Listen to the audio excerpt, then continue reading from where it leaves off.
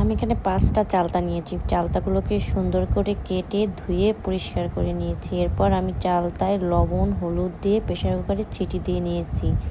চিড়ে দিলে একটু ভালো হয়। এদিকে আমি শুকনো খোলায় 5 ফোড়ন এবং শুকনো মরিচ বেটে ভেজে রেখেছি। বেটে আমি লাস্টে আচারের সাথে অ্যাড করব। এদিকে আমি এই যে প্রেসার কুকার থেকে চালতাগুলোকে বের করে ছাঁকনি দিয়ে জল ছেঁকে নিয়েছি। এদিকে আবার আমি সরষের তেলে 5 ফোড়ন এবং শুকনো মরিচ ফোড়ন দিয়ে আদা রসুন দিয়েছি। আপনারা ইচ্ছা করলে আদা রসুনটা স্কিপ করতে পারেন, তবে আদা রসুন দিলে টেস্টটা আচারের ভালো আসে। আবার অনেকে আদা রসুন পছন্দ করেন না, এজন্য আদা রসুন আপনারা স্কিপ করতে পারেন। এখানে আদা রসুনটাকে ভালো করে কষাতে হবে।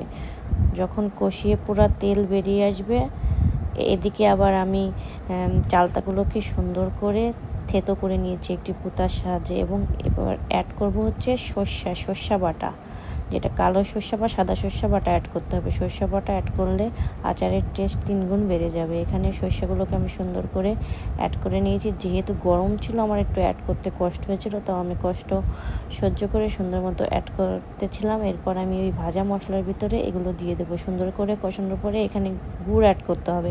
ইচ্ছা করলে আপনারা চিনি অ্যাড করতে পারেন, তবে গুড় অ্যাড করলে বেশি টেস্ট হবে। এখানে আমি আখের গুড় অ্যাড করেছি। আখের গুড় অ্যাড করলে টেস্ট অনেক সুন্দর। এরকম গুড় দিয়ে অনেক সময় নাড়াতে হবে, নাড়ানোর পরে যেরকম একটা রং আসবে, এরপর আমি ভাজা মশলাটাকে অ্যাড করে দেব। ব্যাস রেডি আমার চালতার আচার।